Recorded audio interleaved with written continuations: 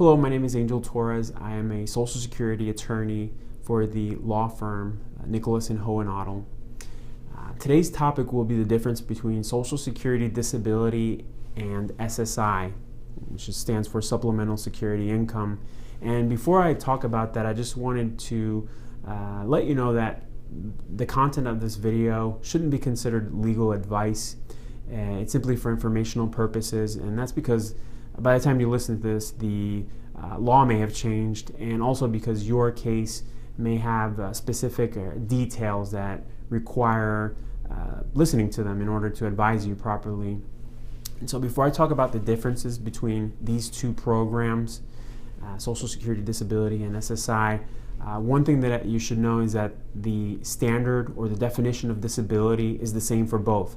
So Social Security will be looking at the medical records in exactly the same way. So that is one similarity, and that's another topic, is the definition of disability for another day. So to begin, the first main difference is that Social Security disability is akin to a private disability policy that normally an employer would offer. You have to have paid into the Social Security system and have enough work credits in order to qualify. And normally, if you work full-time 5 out of the last 10 years, you generally do qualify. And there are certain exceptions, obviously, to everything I say, just about. The difference is that SSI does not require any work history. So also another difference is the amount or monthly benefit that you would receive. And for Social Security disability, that's based off of your earnings history. So you usually, whenever you get a statement from Social Security, it should state what your expected monthly benefit for Social Security disability would be. For SSI, it is set by the state, or really the federal government. So for SSI in 2017, the maximum monthly amount is $735. And in 2018, it's expected to go up to $750. Another difference is that SSI does have asset limits. So what that means is you can't have more than $2,000 in assets. If you have more than that, then you wouldn't qualify for SSI. Social Security disability, it doesn't matter how many assets you have.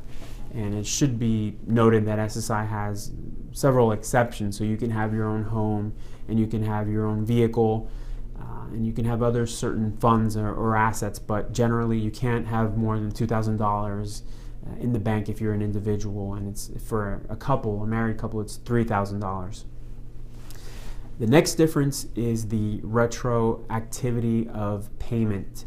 So for Social Security disability, you could, from the day that you applied, you could receive up to a year's worth of back pay. For SSI, on the other hand, you can't receive any back pay. It has to be based off of the date that you applied for disability, or SSI, really.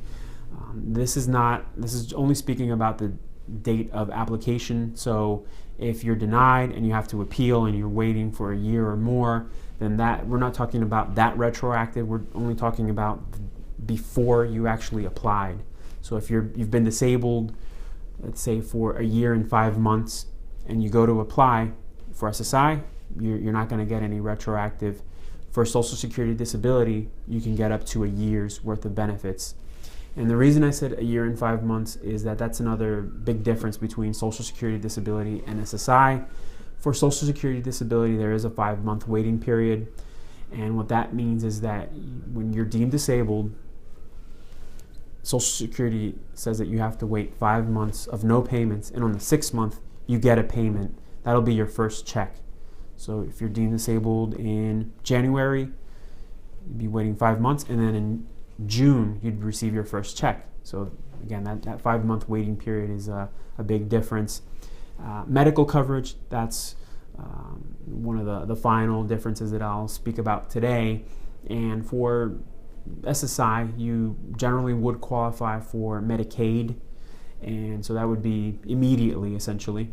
For Social Security disability, the health coverage would be Medicare, and you do have to have received benefits for 24 months in order to be eligible to receive Medicare benefits.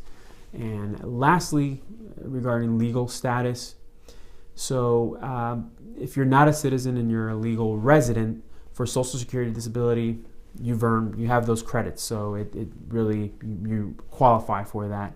For SSI, there's certain exceptions that you have to fit if you're not a citizen in order to be eligible to receive SSI. So there are more restrictions on receiving SSI if you're not a citizen and you're a legal resident. And if you have any questions at all about the information in this video, or any other questions about Social Security disability or SSI, please feel free to contact us. And again, my name is Angel Torres. Phone number is 717-299-3726, and you could also access me through this website. Thank you.